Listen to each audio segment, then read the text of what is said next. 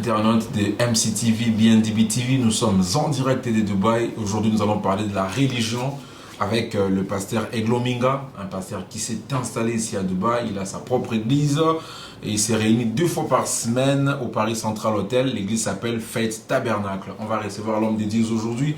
Dans cette émission, c'est pour une première fois que nous recevons un homme dédié dans nos émissions ici, mais en termes de bénédiction, nous serons bénis ce soir. Nous vous demandons de vous abonner et de nous suivre régulièrement parce qu'après cette émission, nous allons vous donner un programme qui vous permettra de suivre l'évangélisation, la prédication tout au long, au moins une fois par semaine. Donc, tout au long d'un mois, vous aurez 4 grandes prédictions. Bonjour, pasteur Eglon. Bonjour. J'espère que vous allez bien. Par la grâce de Dieu, nous allons bien. Voilà, comme c'est une première fois de recevoir un homme de Dieu dans ces beaux cadres, je vous laisse la parole en une petite prière. Ok, nous allons prier le Seigneur. Seigneur notre Dieu, nous te remercions parce que tu as permis que nous puissions passer à cette émission. Seigneur notre Dieu, nous te confions ces moments que nous allons passer ensemble afin que tu puisses nous aider à transmettre quelque chose qui édifiera, quelque chose qui bénira, quelque chose qui va éveiller. Assiste-nous et que nous puissions, Seigneur Dieu bien-aimé, nous être conduits par toi en tout, depuis le début jusqu'à la fin, au nom du Seigneur Jésus-Christ. Amen. Amen. Voilà, nous sommes bénis, chers téléspectateurs, chers internautes. Abonnez-vous massivement, continuez à nous suivre régulièrement. Désormais, nous avons un programme de la religion, nous allons parler de la Bible, nous allons parler des choses concernant tout ce qui est... il y aura beaucoup de choses qu'on va parler en termes de religion. Alors, pasteur Eglo Minga, vous avez une église ici à Dubaï. Vous êtes congolais, c'est ça, non? Oui, je suis congolais. Ça fait combien de temps que vous êtes à Dubaï ici? Ouais, bon, je n'ai pas encore une année à Dubaï. Hein. J'aurai une année début décembre. C'est vrai? Ouais. Donc, encore une année, 10 ans. Non, je n'ai pas encore une année. J'aurai une année le 3 décembre. Le 3 décembre de cette année 2023. Oui. Donc, vous êtes entré à Dubaï le 3 décembre 2022, le 3 décembre 2023. Vous allez totaliser une année. Alors, c'était quoi l'idée d'installer une église ici? C'était quoi l'idée? Vous êtes venu pour installer l'église ou bien vous êtes venu pour le business? Bon, je peux dire que mon arrivée ici, c'était beaucoup plus pour servir Dieu. Okay. C'était depuis 2019 qu'il y a un frère, un bien-aimé comme ça qui nous avait parlé de Dubaï. Il n'y a pas les églises, les gens sont en train de souffrir pour adorer Dieu, prier. Alors, les chrétiens, disons. Alors, depuis 2019, j'avais tenté de venir, mais ça n'avait pas tenu. Alors, le Seigneur a permis, je suis venu l'année passée. Okay. Donc, c'est un peu ça. Alors, l'église s'appelle Faith Tabernacle. Faith Tabernacle, dont vous êtes le pasteur. Vous pouvez nous parler un peu de Faith Tabernacle? L'origine, ça a été créé où? C'est qui le pasteur principal? Vous avez commencé cette église depuis quand? Dans quelle ville? Dans quel pays? Ok, Faith Tabernacle, c'est en anglais comme vous voyez, mais cela veut dire le tabernacle de la foi. Tabernacle de la foi. Oui, c'est une inspiration qui m'a été donnée par Dieu et c'est moi qui ai commencé l'église. Okay. C'est moi qui ai commencé l'église par l'inspiration de Dieu et nous avons débuté cette église. Vous avez débuté cette église, c'était en quelle année? C'était où? À Kinshasa ou bien quelque part au pays? Oui, au pays, j'avais commencé une église en 2018. J'avais donné le nom du tabernacle de la foi. Alors comme là-bas c'est un pays francophone, alors comme c'est un pays anglophone ici, j'avais mis le nom de... J'ai voulu donner le nom en anglais, Faith Tabernacle. C'est un peu ça. On a eu à plusieurs fois chercher à capter la volonté de Dieu. Et Dieu a permis que ce soit ici où nous avons installé une église. Donc c'est un peu ça. Voilà, vous créez l'église, pas même une année, il n'y a pas encore assez de fondation. Mais pendant toute cette période, quand vous êtes venu ici à Dubaï, vous aviez quand même des gens qui étaient ici, des gens qui vous attendaient pour installer cette église. Soit vous êtes venu juste commencer tout à zéro? Parce qu'une année, comprendre la ville de Dubaï, c'est pas facile. Hein. En une année, c'est difficile de tout comprendre Dubaï. Hein. Mais il y avait quand même une base ici qui vous attendait pour installer l'église? Non, il n'y avait aucune base. Okay. Il n'y avait aucune base. Le fondement de ce commencement, c'est l'inspiration que Dieu m'avait donnée. Okay. J'ai juste cru à ce que Dieu m'avait parlé et je suis venu. Et quand je suis venu, pendant que je cherchais comment je pouvais commencer, le Seigneur m'a vraiment conduit de façon que moi-même je ne comprends pas jusqu'à aujourd'hui. J'appelle ça de façon vraiment mystérieuse. Parce que les choses de Dieu, c'est vraiment compliqué de les comprendre. On les comprend peut-être après le temps. C'est là où on comprend que non, ces choses ici se sont passées de cette manière, c'est Dieu qui les a tracées. Parce que tout ce que nous faisons, Dieu avait déjà tracé ça avant même que nous puissions l'appliquer. Alors, quand je suis venu, il n'y avait personne qui m'attendait.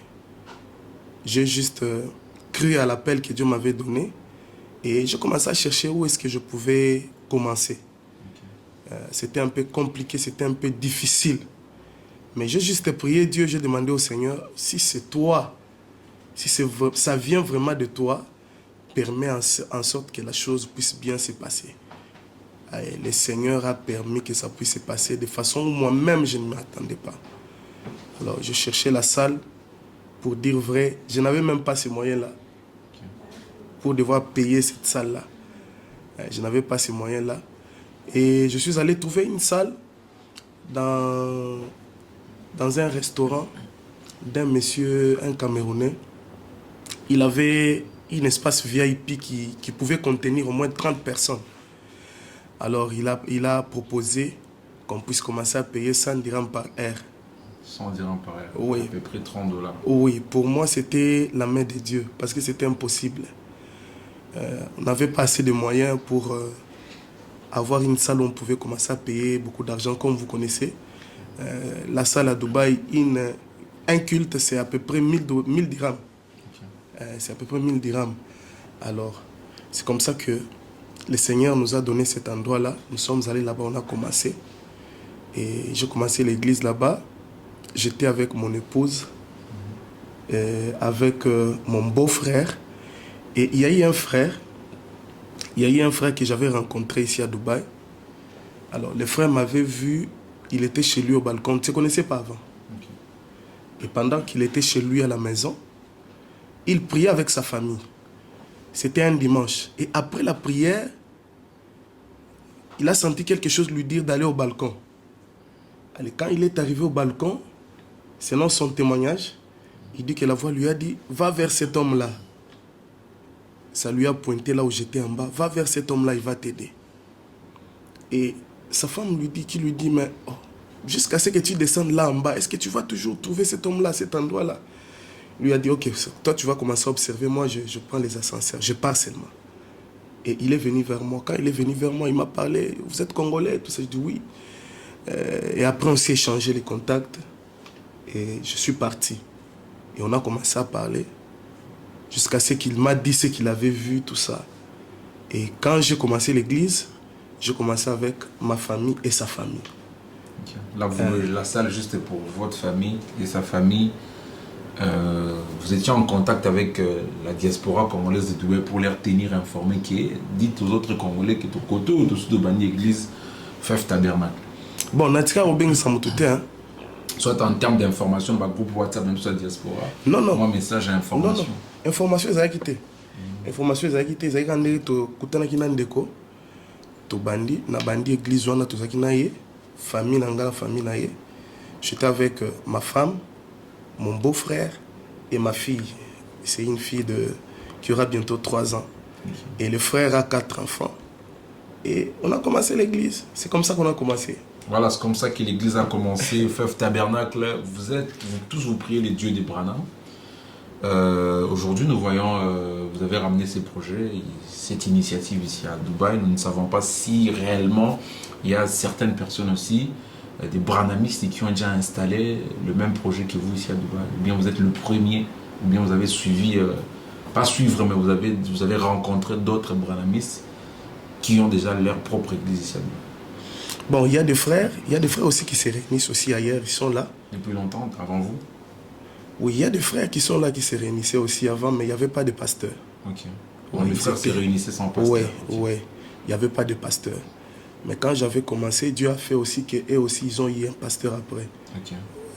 Il n'y avait pas moyen que vous rencontrez, vous vous initiez pour faire un point commun, étant que branamiste, étant que les tabernacles, nous connaissons, c'est une grande église au pays. Oui. Il n'y avait pas moyen que vous appelez les autres. Beaucoup de gens, il y a déjà un pasteur, tout le monde, tout ça, Bon, le problème, ce n'est pas... on ne doit pas faire les choses selon ce que nous pensons. Okay. On doit faire les choses selon l'inspiration de Dieu, la conduite de Dieu. Donc c'est un peu ça. Moi, j'avais ma vision et je me suis battu pour réaliser ce que j'ai senti à moi. Okay. Donc c'est un peu ça le problème. Voilà, vous êtes déjà rencontré avec d'autres pasteurs de Dubaï parce qu'il y a tous les dimanches, il y a des petits coins. Nous sommes dans un pays musulman, il y a des églises des réveils, il y a ces CFMC. Ils sont nombreux, des groupes de prière, vous vous rencontrez, vous avez une association, ou bien chacun fait ce qu'il fait à son coin sans consulter l'autre. Bon, jusque-là, moi je n'ai pas encore vu une association. Mais je connais quelques pasteurs, quand même. Des fois, on se rencontre aussi, on se voit, bon, juste une salutation. Mais une initiative, faire une association, jusque-là, il n'y en a pas. Il n'y en a pas, mais c'est aussi une bonne chose. On peut toutefois le faire, si Dieu le veut. Se connaître, se rassembler et puis essayer de parler de Dieu, essayer de monter des stratégies. Parce que les pays où nous vivons ici, nous voyons comment nos frères musulmans sont. Et nous voyons comment ils ont la passion dans leur religion. Moi, personnellement, ça m'a beaucoup inspiré. Et ça m'a beaucoup condamné. Et j'ai compris que nous, les chrétiens, je ne sais pas les termes que je peux employer. C'est comme s'il y a un petit relâchement de notre côté. Quel genre de relâchement? Négligence, disons? Négligence, oui, bien sûr. La négligence. La négligence. Un musulman, même dans les heures de travail, il peut se retirer à côté, s'agenouiller et prier. Chose un peu rare chez les chrétiens.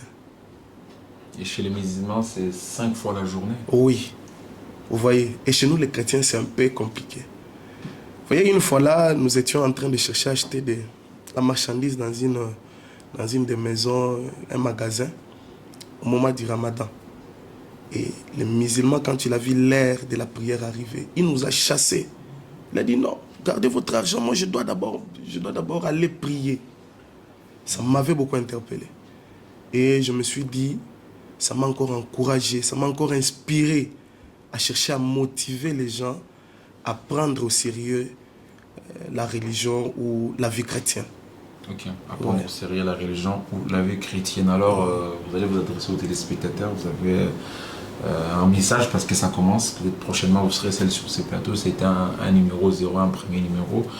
Vous avez prévu même une petite prédication de 5 minutes, un message aux enfants des dieux qui vous suivent, les enfants des dieux qui vous suivent depuis Dubaï. Nous sommes nombreux, Clovis Bongogo, Zach Hot Fokis, Roi David, Papa Joseph, Nixon Nikis. Nous sommes nombreux, toute la grande équipe technique ici, nous nous réunissons, nous venons chaque dimanche, ça serait une bonne chose. Un message, une petite évangélisation pour ceux qui nous suivent à l'instant. Oui, merci beaucoup. Je vous remercie d'abord, premièrement. C'était un souci dans mon cœur de chercher un peu à transmettre quelque chose de Dieu. Alors, mon message de ce soir, je voulais un peu essayer d'attirer l'attention de mes frères et sœurs qui peuvent suivre cette émission. Alors, je crois que la ville où nous vivons, c'est une ville qui est un peu mouvementée. Tout le monde est busy. Mais je voulais juste rappeler aux gens quelque chose.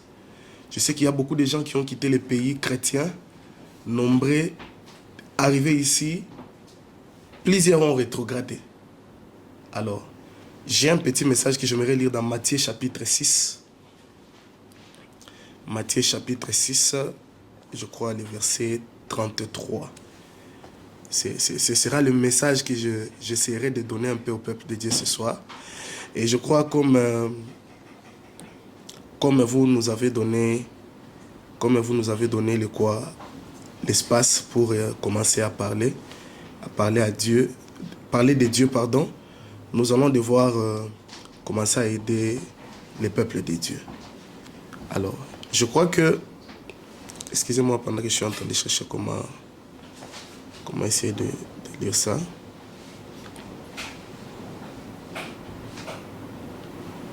J'aimerais lire quelque chose dans la Bible.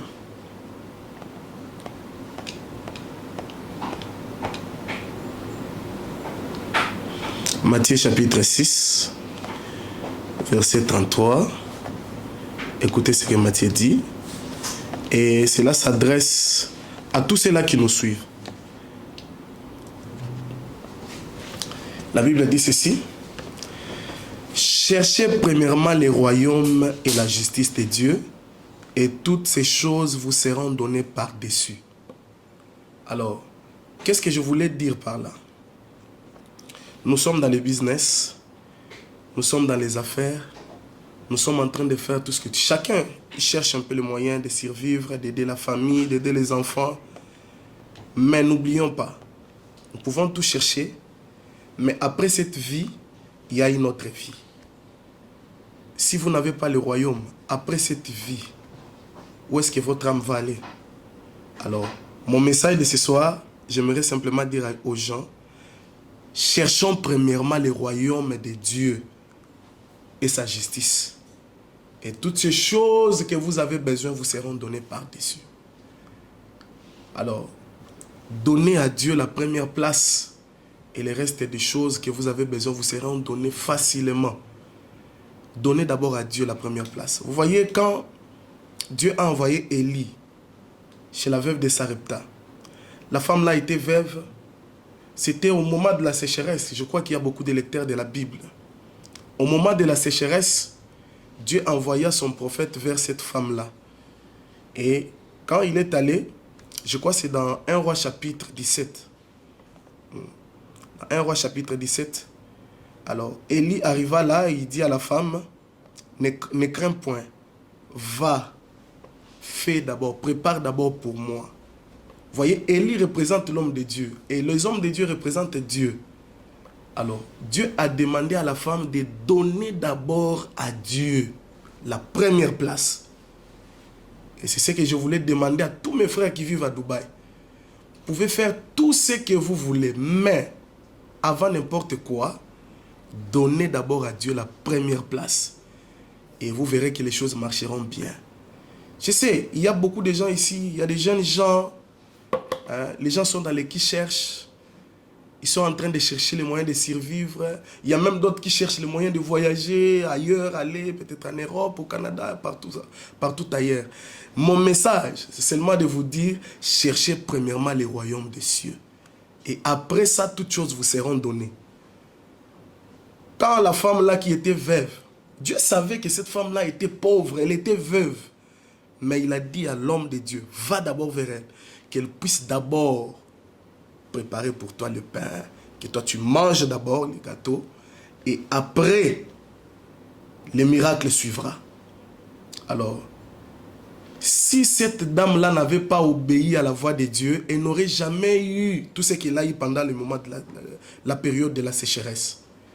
Mais l'obéissance à la parole de Dieu a fait que sa maison ne puisse pas manquer de quoi pendant la période de la sécheresse. Voilà pourquoi j'aimerais dire à mes frères et sœurs, d'abord Dieu et le reste vous sera donné. Voilà un peu le petit message que j'avais à transmettre. Et je crois qu'on aura beaucoup plus de temps. Comme vous allez tracer le programme, on viendra de temps en temps pour essayer un peu d'exhorter, essayer un peu de rappeler aux gens, parce que beaucoup de gens des fois oublient.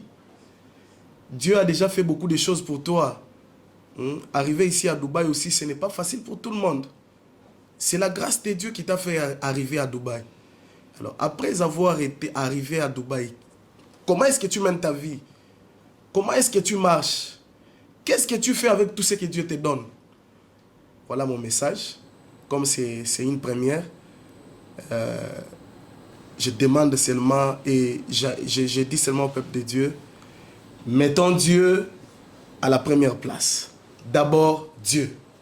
Que Dieu vous bénisse. Voilà, mettons Dieu à la première place. D'abord Dieu, c'était le message du pasteur Eglominga. Je rappelle que FEF Tabernacle, ça se trouve à Paris Central Hotel, ici à Dera. Le programme des cultes, c'est 2 fois par semaine. C'est quel jour et de quelle heure à quelle heure? Nous adorons les jeudis à partir de 18h30. Okay. Et les dimanches à partir de... Maintenant, là, on a changé de programme, c'est à partir de 14h30. Donc chaque dimanche à partir de 14h30. Oui, oui. Voilà, nous allons nous retrouver prochainement pour une autre émission. Le pasteur sera seul.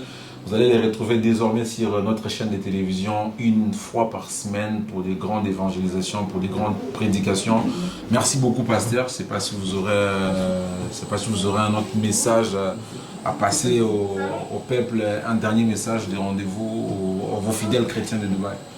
Ok, notre église est ouverte à tout le monde. Nous adorons le Seigneur Jésus-Christ. Nous sommes là, c'est ouvert à tout le monde. On est là pour aider le peuple de Dieu.